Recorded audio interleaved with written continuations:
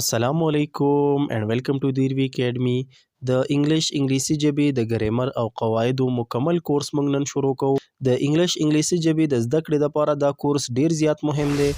که تاسو بالکل په انګلیسي ژبه باندې نه پوهیږئ، تاسو سکول ته نه یې تللي، نو دا کورس تاسو دپاره دی. موږ به تاسو ته انګلیسي ژبه ښایو، تاسو به بیا په هغې باندې پوهیږئ، تاسو به انګلیسي ژبه کې خبرې کولی شئ. نو دا بالکل موږ د بنیاد نه دا کورس شروع کوو، د صفر نه شروع کوو، په مخکې به ځو. دا د دې کورس اولنی درس دی. په ننني درس کې به موږ د انګلیش ژبې الفابet لیټرز یعنی الفبې ABC لیټرز حروف او د هغې قسمونه واولز کانسوننټس د C او G نرم او سخت اوازونه دغه شانتې ورډ لفظ څه ته وایي، سنټنس جمله څه ته وایي، جمله څنګه جوړیږي، دا ټولې خبرې به موږ په ننني درس کې وایو. نو راځئ چې خپل نننی درس شروع کړو.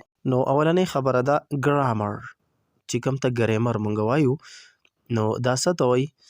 د ژبې قواعد او اصول. د یوې ژبې دپاره چې کوم قواعد دي، کوم اصول دي، نو دې ته د هغه ژبې ګرامر وایي. رولز اینڈ ریګولیشنز آف ا لینګویج.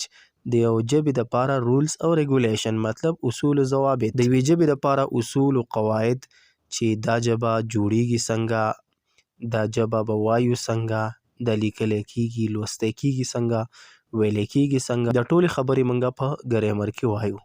نو ګرامر ډیر زیات مهم دی د یو ژبې د زده کړې دپاره. الفابت حروف تهجې یا الفبې، دې ته په پښتو کې الفبې هم وایي او د حروفو مجموعه ورته هم وایي.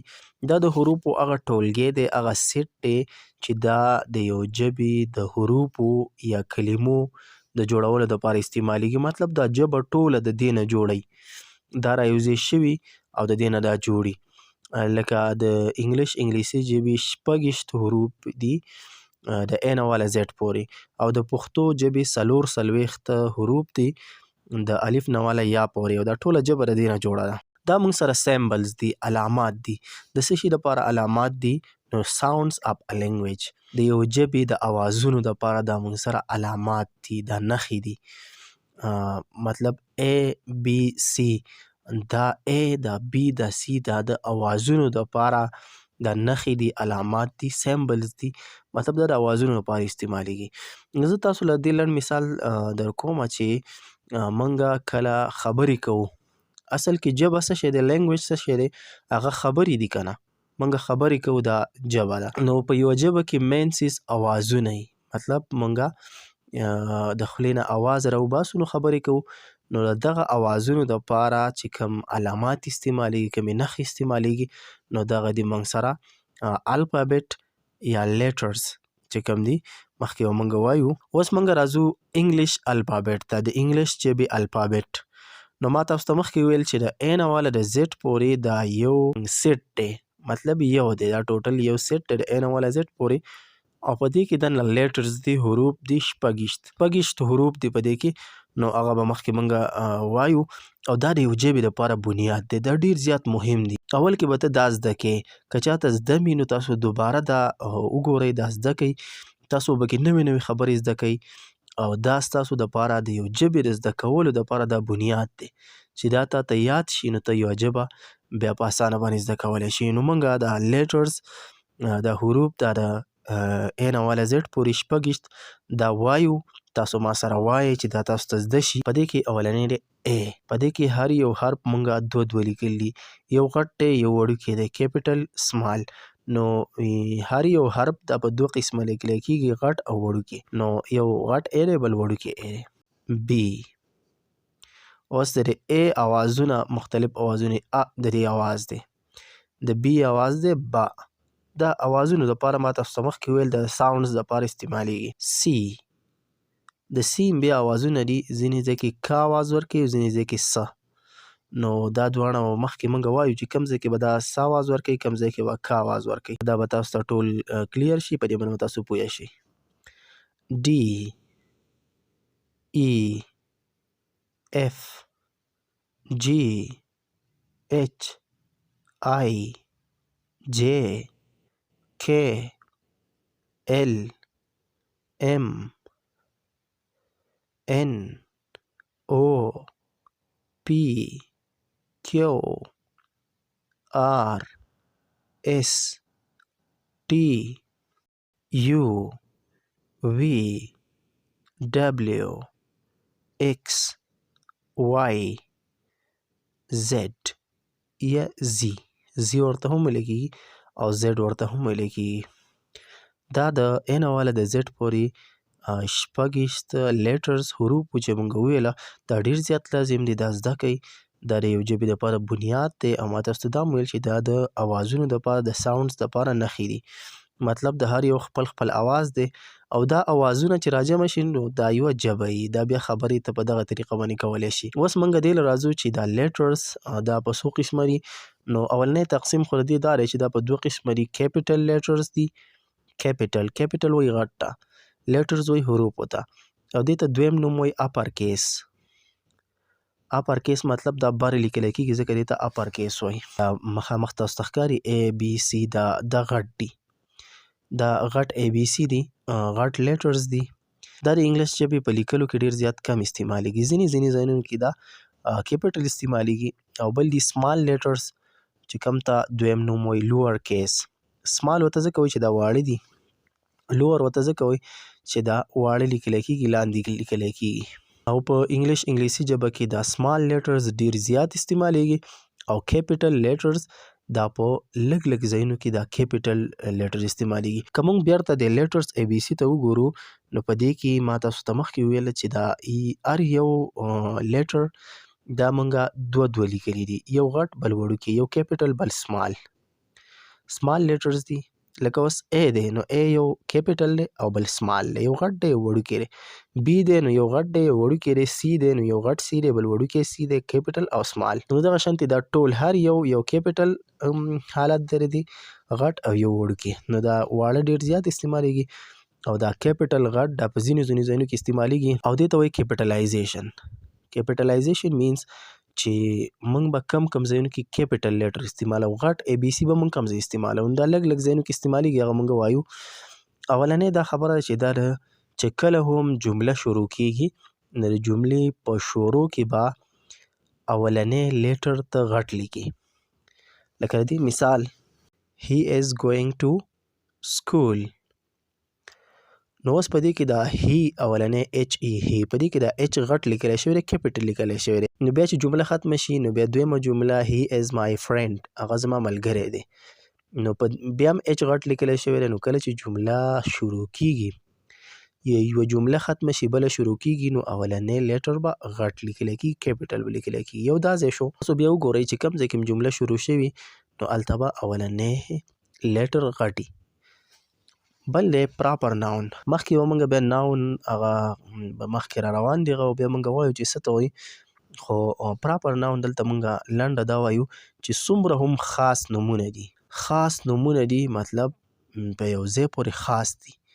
نو هغې اولنی ټکی اولنی لیټر به موږ غټ لیکو. لکه مثال په طور د انسانانو چې څومره نومونه دي، د انسانانو چې څومره نومونه دي، که احمد دی، عثمان دی، کامران دی، چې څومره هم نومونه دي د هغې اولنی ټکی به اولنی لیټر به غټ لیکلی کېږي، کیپیټل به لیکلی کېږي. لکه اوس ستا چې کوم نوم دی نو د هغې اولنی ټکی به غټ لیکلی کېږي. چېرته هم داسې نشي کېدی چې ته د هغې اولنی لیټر سمال ولیکي. دغه شانتې د ځایونو چې څومره نومونه دي دا خاص دي. پېښور، کابل، پاکستان، افغانستان، دوبۍ، د دې اولني ټکي به ټول غټ لیکلی کېږي. چې څومره هم د ځایونو نومونه دي د هغې اولنی ټکي به غټ لیکلی کېږي. څومره هم خاص څیزونه دي د هغې اولنی لیټر به غټ لیکلی کېږي. نو دوه ځایونه شو. دریم چې کله یوازې آی راشي، د آی معنی د زه. د پروناون باره کې موږ یوه ویډیو اپلوډ کړې ده، هغه تاسو کتلی شئ. آی پروناون دی. نو آی چې کوم ځای کې یوازې راغی نو چېرته هم سمال نشي لیکلی کېدلی. سمال به دا موږ نه لیکو، غټ به یې لیکو. د لیټرز دویم تقسیم دا دی چې لیټرز په دوه قسمه دي. یو دی واولز. واولز موږ سره 5 دي، 5 واولز دي. انسي چې کومې دي شمېرې. د دې په باره کې اوس موږ یوه ویډیو اپلوډ کړې ده، ډېره زیاته مهمه ویډیو ده. که تاسو له په انګلیسي ژبه کې شمېرې نه درځي 5 6 یا دغه شانتې میلیونز بیلیونز پورې په هغې کې موږ شمیرې بیان کړي دي ډېره په اسانه طریقه. هغې نه تاسو ډېر په اسانه تاسو د انګلیسي ژبې شمیرې دا زده کولی شئ. هغه ویډیو تاسو وګورئ، ډېره زیاته مهمه ویډیو ده. هغه ویډیو تاسو یو پیر وګورئ، تاسو ته به شمیرې ډېر په اسانه یادې شي. اوس راځو دې ته. واولز 5 دي: A E I O U.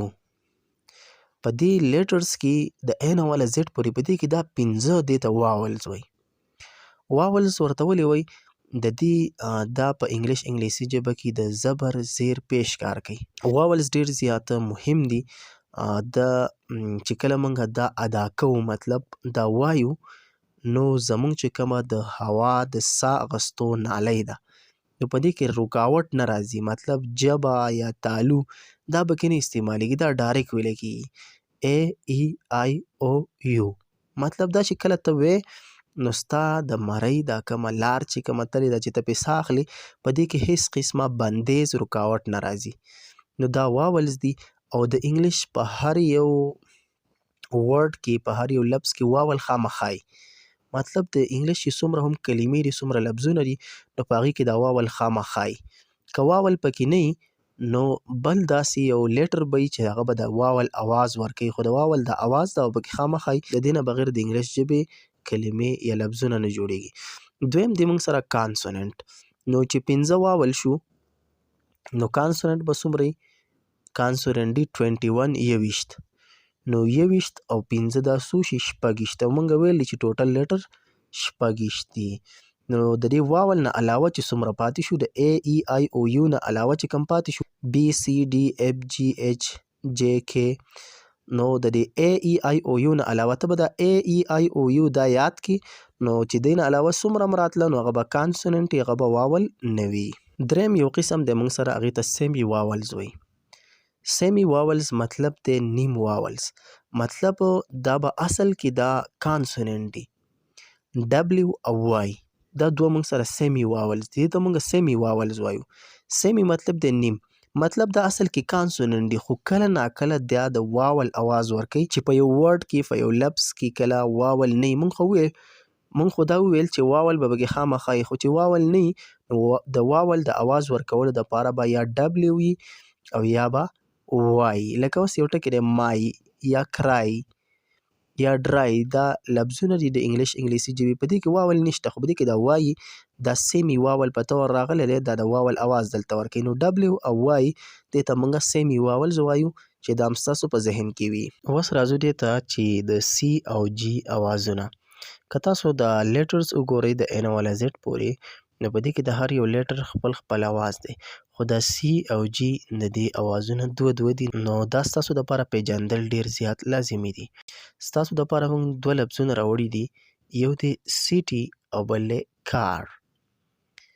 سیټي په دې کې تاسو وګورئ CITY سیټي، دلته د C اواز دی س، او بل طرف ته کار، په دې کې د C اواز دی ک. CAR سار موږ نه وایو، کار وایو. دا ولې یو ځای کې س اواز ورکوي او بل ځای کې ک اواز ورکوي؟ نو دا ځان سره زده کوئ چې کله د C نه پس، یعنی د C نه وروسته IEY راغی، یا IO یا E یا Y، چې د دې دریو نه یو هم راغلی و، نو C به بیا د س اواز ورکوي. لکه مثال په طور باندې سیټي. سیټي کې موږ کیټي ولې نه وایو، ک اواز ولې نه ورکوو؟ دلته ځکه چې د C نه پس I راغلی دی، او موږ مخکې وویل چې کله IEY راغی، نو بیا به د س اواز ورکوي. سینچري. سینچري کې تاسو وګورئ C نه پس E راغلی دی. سایکل. سایکل کې د C نه پس Y راغلی دی. ګوره IEY چې راغله، نو بیا به د س اواز ورکوي. چې کله د C نه پس د IEY نه علاوه بل هر یو لیټر راغلی و، هر یو حرف راغلی و، نو بیا به د س اواز نه ورکوي، بیا به اواز وي د ک. لکه مثال په طور باندې کیټ، CAT کیټ. په دې کې د C نه پس A راغلی دی، نه I دی، نه E دی، او نه Y دی، A راغلی دی. دغه شانتې کپ. کپ کې د C نه پس U راغلی دی، IEY نه علاوه دی. کلیف. دا شو د C 2 اوازونه، س او ک. اوس راځو G ته. تاسو د 2 لفظونو باندې غور وکړئ. جنټل. جنټل کې د G اواز دی ج. گیم. ګیم کې د جی आवाज دی ګ. نو دا ولې بدل بدل دي؟ نو د دې لپاره هم اصول زده کړئ. کله د جی نه پس آی ای وای راغی نو دا به आवाज ورکوي د ج، لکه جینټ، جیم، جینټل. که جینټ کې تاسو وګورئ په دې کې د جی نه پس آی راغلی دی او مخکې موږ ویل چې آی ای وای راتلو نو بیا به د ج आवाज ورکوي. جیم کې وای راغلی دی، جینټل کې ای راغلی دی. دغه شانتي کله چې د جی نه پس د آی ای وای نه علاوه بل یو حرف راغلی نو بیا به د ګ आवाज ورکوي، لکه گیم، ګوټ، ګراوند. په گیم کې که تاسو وګورئ د جی نه پس او د جی نه وروسته ای راغلی دی، نه آی دی، نه ای دی، نه وای دی. نو تاسو به دې خبرې ته سوچ کوئ. کې موږ لیټرز وویل د ای نه والا زیډ پورې، ای بی سی، د هغې قسمونه هر څه موږ وویل، اوازونه. اوس موږ دې له راځو چې ورډ څه ته وایي، لفظ یا کلمه څه ته وایي. کله چې موږ وګورو موږ چې کله خبرې کوو نو موږ الفاظ د خولې نه راوباسو، لفظونه راوباسو. لکه مثال په طور باندې کتاب، قلم، ډوډۍ، مور، پلار، دا یو لفظ دی. نو دغه شانتې په انګلیش ژبه کې هم لفظونه دي. اوس لفظ موږ څه ته وایو؟ د ګروپ آف لیټرز ویچ هیو مینینګ، د حروفو مجموعه چې معنی لري. مطلب موږ چې کوم لیټرز وویله دا لیټرز چې کله رایوځای شي او معنی لري نو دې ته بیا موږ ورډ وایو. لکه مثال په طور باندې کیټ، د دې لیټرز نه موږ یو سی راواغستو، یو ای او بل ټي، دا هم رایوځای کړه او د دې نه یو ورډ جوړ شو چې هغې ته وایي کیټ، او د کیټ معنی ده پیشو، نو دې ته موږ ورډ وایو. اپل، د دې لیټرز نه موږ ای پی پی ایل ای دا راواغستل او د دې نه یو ورډ جوړ شو او د دې معنی ده مڼه. بوک، کتاب، دا درې واړه دا ورډز دي، لفظونه دي، کلمې دي. دغه شانتې موږ یو بل لفظ وایو او ډبلیو ایکس، دا هم لیټرز دي، رایوځای شوي دي، خو که موږ وګورو د دې څه معنی نشته. نو چې معنی نشته نو دا ورډ نه دی، ځکه مخکې موږ ویلي چې ورډ به هغه وي چې هغه معنی لري. د دې نه پس راځو موږ جملې ته، سنټنس ته. سنټنس وایي جملې ته. جمله څه ته وایي؟ ګروپ آف ورډز دیټ ایکسپریسز ا کمپلیټ تاټ، دا د ورډز د لفظونو یو داسې مجموعه ده، یو داسې ګروپ دی چې کوم یو مکمل سوچ او مکمل پوهه معنی خلکو له ورکوي. مطلب چې د یو انسان سوچ چې کوم دی هغه مکمل ظاهریږي په هغې سره. چې موږ جملې ته موږ شارټ، مختصر جملې ته موږ ویلی شو خبره. یو خبره موږ څه ته وایو؟ چې موږ چاته وکړو او هغه زموږ په مقصد باندې پوه شي. نو د سنټنس جملې ته موږ بل نوم خبره هم ویلی شو، چې ته یو خبره وکړي او خلک په هغې باندې پوه شي. او دا خبره څه شي؟ دا خبره اصل کې ورډز دي، لفظونه، کلمې، هغه موږ رایوځای کړي او په هغې سره خلک پوهېږي. لکه مثال زه یو جمله ویم چې ور بند که، ور بند که، نو مطلب ته زما په خبره باندې پوه شوې، نو دا جمله ده. اوس په دې کې څه دي؟ په دې کې یو څو کلمې دي، یو څو لفظونه، ورډز دي پکې. یو دی ور، بل دی بند او بل دی که. دا درې واړه ورډز ما رایوځای کړه او د دې نه ما یو جمله، یو خبره، یو سنټنس جوړ کو. نو په انګلیش کې موږ داسې وایو کلوز د ډور. کلوز د ډور، کلوز مطلب بند کا، د ډور دروازه، ور بند کا، دروازه بنده کا. نو په دې کې یو ورډ شو کلوز، بل پکې د او بل پکې ډور. هاو آر یو، ته څنګه یې؟ په دې کې هاو آر یو، دا درې په دې کې ورډز راوځای شو، یو جمله یې جوړه کړه. یو آر بیوټیفول، ته ښایسته یې، دا هم یو سنټنس دی، یو جمله ده. په دې درس کې موږ اول کې الفابیټ ووایه چې د ای نه والا زیډ پورې کوم لیټرز دي، ای بی سی دي، د ای نه والا زیډ پورې دغه موږ وویله، د هغې قسمونه موږ وویله. مونږ دا ویل چې دا لیټرز دا د اوازونو دپاره نښې دي، اوازونه دي. دغه شانتي بیا دغه لیټرز دا په یو خاص ترتیب کې رایوځای شي او د دې نه یو لفظ جوړ شي، یو ورډ، یو کلمه ترې جوړه شي او هغه معنی لري. او دغه شانتي بیا دا ورډز رایوځای شي او چې په مقصد او د هغې په هدف باندې خلک پوهېږي چې د دې څه مطلب دی، نو دغې ته بیا موږ سنټنس جمله وایو. د دې مثال دله زه داسې درکړم چې کله یو ماشوم پیدا شي اول کې، هغه په اول کې صرف د خولې نه اوازونه راوباسي، مطلب او دا اوازونه کوي، صرف څوک په مقصد باندې نه پوهېږي. نو د دغې مثال د لیټرز دی. لیټرز دغه شانتي اوازونه دي، د اوازونو دپاره نښې دي، د اے بي سی چې کوم دي د زیډ پورې. څه وخت تېر شي نو دا ماشوم بیا د اوازونه رایوځای کوي او لفظونه وایي، کلمې وایي. اوبه، ماما، پاپا، دا لفظونه کلمې بیا هغه ادا کول شروع کړي. د هغې نه پس چې بیا ماشوم لږ غټ شي نو هغه بیا جملې ادا کولی شي، سنټنسز ادا کولی شي، بیا د ورډز رایوځای کوي او د هغې نه سنټنسز جوړوي. نو دغه شانتي په دې ترتیب باندې اول لیټرز دی، بیا ورډ دی او بیا سنټنس دی. اوس موږ دې خبرې له راځو چې سنټنس سټرکچر، د جملې جوړښت، د جمله جوړه څنګه ده. نو که موږ وګورو په جمله کې یو سبجیکټ وي. سبجیکټ څه ته وایي؟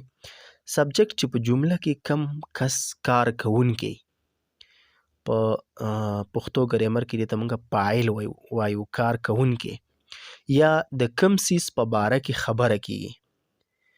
چې کوم څیز یا د یو کس په باره کې جمله یي چې کوم مین کس چې هغه کار کوونکی، هغه کار کړی یا هغه جمله ټوله د هغه په باره کې، نو دی ته موږ د هغه جملې سبجیکټ وایو. د دې نه علاوه پریډیکیټ، پریډیکیټ موږ دې ته وایو چې دا سبجیکټ په باره کې چې څه هم اخوا لیکلي دي، څه هم خبره ده، نو دا ټول د هغې پریډیکیټ دی. لکه مثال په طور باندې یو آر بیوټیفول، ته ښایسته یې، دا یو جمله ده. نو په دې کې دا یو، ته، دا خبره ستا په باره کې کیږي که نه، نو یو په دې کې دا سبجیکټ دی. څه دی پکې؟ سبجیکټ. ځکه چې د په باره کې دا خبره کیږي، دا کار کوونکی دی. آر بیوټیفول، ښایسته یې، نو دا ښایسته یې، دا نور چې څومره هم الفاظ دي د دې په باره کې، نو دا پریډیکیټ دی. نو په جمله کې یو سبجیکټ یو د هغې نه علاوه چې څومره خبرې شوي، نو هغه د هغې په باره کې، نو هغې ته موږ پریډیکیټ وایو. او مینلی عام طور باندې په جمله کې د ټولو نه اول سبجیکټ راځي او بیا پسې پریډیکیټ راځي. د جملې جوړښت په یو بل قسم باندې هم دی. موږ سره په جمله کې درې څیزونه دي. اولنی خو موږ ویل چې سبجیکټ هغه دی چې په جمله کې د هغې په باره کې خبرې شوي، هغه کار کوونکی، مین کس پکې هغه یي، د هغه په باره کې نورې خبرې شوي، نو دا یې په جمله کې سبجیکټ. دویم دی ورب. ورب چې کوم دی مخکې به بیا رام شي، ورب ناون دا به مخکې موږ پارټ اف سپیچ کې وایو. خو ورب چې کوم دی نو هغه وایي کار ته، چې په جمله کې کم کار شوی دی، کم کار ذکر شوی دی، یا د یو څیز حالت، یوازې کار هم نه، یو څیز هغه په کم حالت کې دی، نو دې ته هم ورب وایي. خو مینلی موږ وایو چې کار په جمله کې کوم یو کار دی. او دریم څیز په جمله کې هغه آبجیکټ دی. آبجیکټ موږ څه ته وایو چې په کم څیز باندې دا کار شوی دی. دا ورب دا کار شوی دی، نو دا په کم څیز باندې شوی دی، اثر یې په کم څیز باندې شوی دی، نو هغې ته موږ په هغه جمله کې آبجیکټ وایو. نو په جمله کې اول سبجیکټ وي، بیا پسې ورب وي او بیا پسې آبجیکټ وي. دې ته موږ اس وي او فارموله هم وایو، سبجیکټ ورب آبجیکټ. اس مطلب دی سبجیکټ، وي مطلب دی ورب او او مطلب دی آبجیکټ. نو په جمله کې به اول سبجیکټ وي او بیا به ورب وي او بیا به آبجیکټ وي. بیا راته مختصر وایم، سبجیکټ په جمله کې چې د کوم څیز په باره کې خبرې شوي، کم کار کوونکی. دویم د ورب چې په جمله کې کم کار یې، هغې ته موږ ورب وایو. آبجیکټ چې دا کار په کم څیز باندې شوی، د کار اثر په کم څیز باندې شوی، هغې ته موږ آبجیکټ وایو. اوس د مثالونو په ذریعه به تاسو ښه پوه شئ. اولنی مثال دی I am going to Peshawar. I am going، زه روان یم، to Peshawar، پېښور ته. اوس په دې جمله کې دا کار کوونکی څوک دی، کم چې کار کوي، کم په باره کې چې دا جمله ده، هغه دی آی، زه، مطلب زه دا کار کوم که نه، روان یم پېښور ته، پېښور ته، نو آی په دې کې سبجیکټ شو. په دې کې کار څه دی؟ کار په دې کې روانېدل دي، تلل دي. ګوینګ په دې کې ورب دی. او دا کار کم ځای ته کیږي؟ دا کار کیږي پېښور ته، پېښور ته. نو په دې کې دا درې حصې شوې. بل مثال موږ داسې اخلو she eats an apple. she هغه eats خوري an apple یوه مڼه. اوس په دې کې موږ وګورو چې دا کار څوک کوي، د جمله د چا په باره کې ده، نو she هغه she استعمالیږي د زنانه دپاره، د ښځې دپاره. د پروناون باره کې موږ ویډیو اپلوډ کړی دی، هغه تاسو زموږ چینل کې کتلی شئ، تاسو بیا ښه پوه شئ په پروناون باندې. نو دې کې دا she دا کار کوونکی دی، مطلب دې باره کې خبره ده، دا سبجیکټ دی. په دې کې ورب کار کوم یو دی، نو ایټس خوړل، دا په دې کې کار دی. او اپل مڼه دا پکې آبجیکټ دی، مطلب دا کار په دې باندې کیږي، نو دا پکې آبجیکټ شو. نننۍ ویډیو زموږ په دې ځای باندې سر ته ورسېده. امید لرم د دې ویډیو نه به تاسو ته ډېر زیاته فایده میلاو شوي. دا ویډیو بار بار وګورئ، دا خبرې ډېرې زیاتې مهمې وي. دا زموږ د کورس اولنی درس و. تاسو ته څه هم مسله وي، په کوم ځای باندې هم تاسو نه پوهیږئ، تاسو زموږ نه کمنټ سیکشن کې تپوس کولی شئ، موږ به ستاسو د کمنټ جواب ضرور درکوو. که ویډیو ستاسو خوښه شوي نو ویډیو ضرور لایک کړئ. د نورو داسې ویډیوګانو دپاره زموږ چینل ضرور سبسکرایب کړئ. زموږ به په دې کورس کې مخکې هم دغه شانتې ویډیوګانې راځي، نو تاسو په انتظار اوسئ. موږ به تاسو دپاره داسې ښې ښې ویډیوګانې راوړو. ډېره زیاته مننه.